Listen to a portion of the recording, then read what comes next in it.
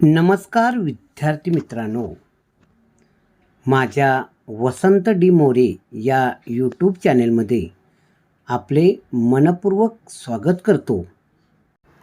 आज हम इस वीडियो में पानी का पैसा पानी में ये कहानी और उनके बारे में जानकारी लेंगे। सूरजपुर नाम के गांव में लालाराम नाम का एक दूध वाला रहता था। उसकी पत्नी बहुत लालची थी। वह उससे हमेशा कीमती वस्तुओं की मांग करती रहती थी, मगर लालाराम उसकी मांगों को पूरा नहीं कर पाता था, क्योंकि वह दूध बेचकर बहुत कम पैसे ही कमा पाता था। लेकिन उसकी पत्नी उसे हमेशा ताने मारती रहती थी और उससे हमेशा महंगी वस्तुओं की मांग करती रहती थी। एक दिन उसकी पत्नी उससे बोली, अजी सुनो, इस 10 लीटर दूध में 4 लीटर पानी मिलाकर दो, जिससे हम अधिक मुनाफा कमा सके और हम जल्द ही अमीर बन जाए। फिर मैं महंगे कपड़े व गहने खरीद सकूं। लालाराम, नहीं नहीं, मैं ऐसा नहीं करूँगा। पत्नी बोली, छोड़ो, तुम रहने ही दो। तुम कभी अमीर इंसान नहीं बन सकते और ना ही मेरी ख्वाहिशों को पूरा कर सकते हो। रोज रोज अपनी पत्नी के ताने सुन सुनकर लालाराम परेशान हो चुका था। तभी वह एक दिन दूध बेचने जा रहा था। वहाँ रास्ते में एक नदी थी। लालाराम उस नदी किनारे बैठ गया और आराम करने लगा और सोचने लगा कि वह अपनी पत्नी की ख्वाहिशें कैसे पूरी कर पाएगा। वह बहुत उदास था, क्योंकि उसकी बीवी उसे रोज़ रोज़ ताने मारती थी। तभी उसने परेशान होकर थोड़ा सोचा, आज दूध में थोड़ा पानी मिला लेता हूँ, उससे मुझे जो मुनाफा होगा उससे मैं कुछ महंगे कपड़े व वस्तुएं मैं घर ले जाऊंगा। फिर लालाराम ने दूध में आधा पानी मिलाया और अपने ग्राहकों को बेचकर बहुत पैसा कमाया। लालाराम बहुत खुश था। आज तो बहुत पैसे कमा लिए, अब घर चलता हूँ। फिर एक दिन वह पास के गांव में दूध बेचने जा रहा था। मन में सोच रहा था, आज दूध में कुछ पानी मिला लेता हूँ, इससे जो मुझे मुनाफा होगा उससे कुछ महंगे कपड़े व महंगी वस्तुएं घर ले जाऊंगा।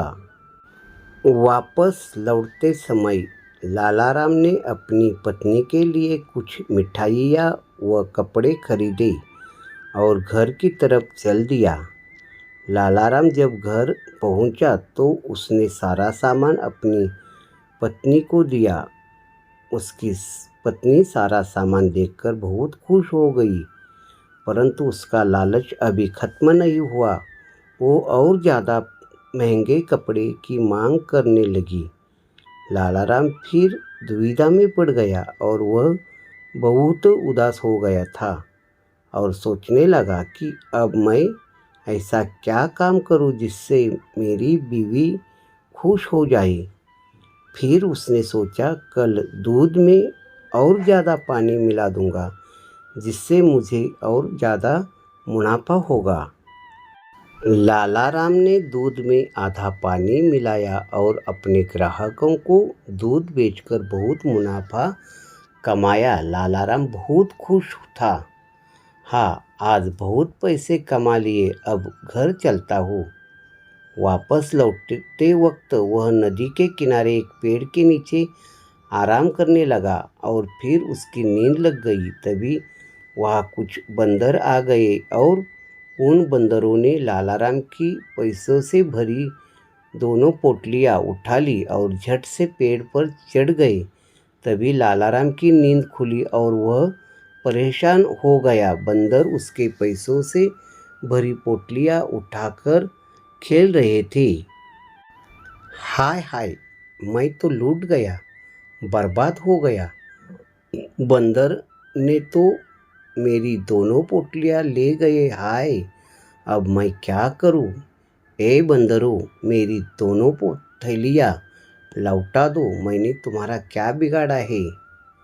बंदर उसे देखकर जोर जोर से हंसने लगे। तभी लालाराम को एक बात याद आई। उसके दादाजी ने उसे बताया था कि बंदर नकलची होते हैं। तुम जैसा करोगे वह भी वैसा ही करेंगे। और तभी वह अपने दोनों हाथों ऊपर उठाकर नाचने लगा तो बंदर भी वैसा करने लगे। ऐसा करते देख लालाराम ने सोचा, अरे यह तो मूर्ख बंदर है। मैं जैसा कर रहा हूँ वह भी वैसा ही कर रहे हैं। इसके बाद वह जोर जोर से कूदने लगा। उसको देखकर बंदर भी जोर जोर से कूदने लगे। फिर दूध वाले को एक आइडिया आया। उसने सोचा कि क्यों ना मैं अपने पास रखे गमछे को नीचे फेंक दूं। क्या पता यह मूर्ख बंदर भी ऐसा ही करे। यह सोच लालाराम ने अपना गमछा नीचे फेंक दिया और सोचने लगा शायद बंदर भी उसे देख उसकी दोनों पैसों से भरी पोटलियाँ नीचे फेंक देंगे। उसको ऐसा करते देख बंदरों ने भी ऐसा ही किया। बंदरों ने उसकी दोनों पोटलियाँ नीचे ज़मीन पर फेंक दी, लेकिन उसमें से एक पोटली ज़मीन पर आकर गिरी और दूसरी पोटली नदी में जाकर गिरी। वह पानी में बह गई। हाय हाय हाय, यह क्या किया? मूर्ख बंदर, मेरे पैसे पानी में क्यों फेंक दिए? हे भगवान, मेरे पैसों को बचाओ। कोई तो मेरे पैसे बचाओ। मैं तो लूट गया, बर्बाद हो गया। तभी वहाँ भगवान प्रकट होते हैं और लालाराम से कहते हैं, हे मनुष्य, व्यर्थ में विलाप क्यों कर रहे हो? तुमने जो पैसा अपनी मेहनत से कमाया था वह अब भी तुम्हारे पास है। छल कपट से कमाए हुए पैसे का अंजाम यही होता है। वह पैसा तुम्हारे पास अधिक समय तक नहीं रहता है। लालाराम भगवान से हाथ जोड़कर बोले, हे भगवान, मुझे माफ़ कर दो। मैं दूध में पानी नहीं मिलाना चाहता था।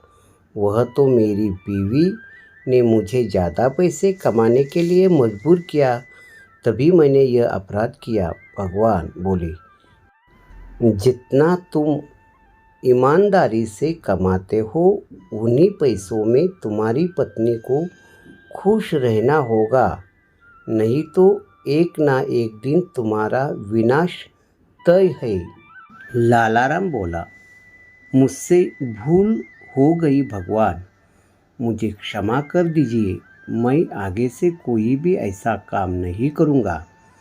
तभी भगवान ने प्रसन्न होकर लालाराम से कहा, मैं तुमसे प्रसन्न हूँ। तुम मुझसे वरदान में कोई भी वस्तु मांग सकते हो। मांगो, तुम्हें क्या चाहिए? लालाराम बोले, नहीं भगवान, नहीं भगवान, मुझे कुछ नहीं चाहिए। मैं और ज़्यादा मेहनत करके पैसे कमा लूँगा और उन्हीं पैसों से ही अपनी पत्नी की ख्वाहिशें पूरी करूँगा।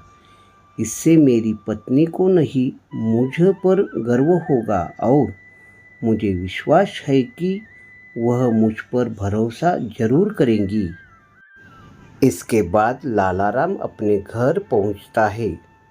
उसके घर पहुंचते ही उसकी बीवी उसके पास बहुत उत्सुकता से आती है, यह सोचकर कि उसका पति उसके लिए आज बहुत सारे उपहार लाया होगा। लेकिन लालाराम को खाली हाथ देखकर वह बहुत गुस्सा हो जाती है, पर लालाराम बहुत शांत रहता है और पूरे दिन की घटना के बारे में उसको बताता है। यह सुनकर उसकी पत्नी को उसके लिए किए का पछतावा होता है। उसकी पत्नी अपने बुरे बर्ताव के लिए लालाराम से माफ़ी मांगती है और आगे से कभी महंगी वस्तुओं की इच्छा ना करने का वचन देती है। अगले दिन फिर लालाराम दूध बेचने जाता है और जिन लोगों के साथ उसने बेईमानी की थी उनसे क्षमा मांगता है और उन्हें उनके हिस्से का दूध देता है जो कि उसने बेईमानी करके बचाया था। फिर वह उन बंदरों के पास भी जाता है और उसे धन्यवाद कहता है, क्योंकि उन बंदरों ने उसे सही रास्ता दिखाया था। अगर बंदर उसकी पैसों से भरी पोटली पानी में ना फेंकते तो उसे अपनी भूल का एहसास कभी नहीं होता।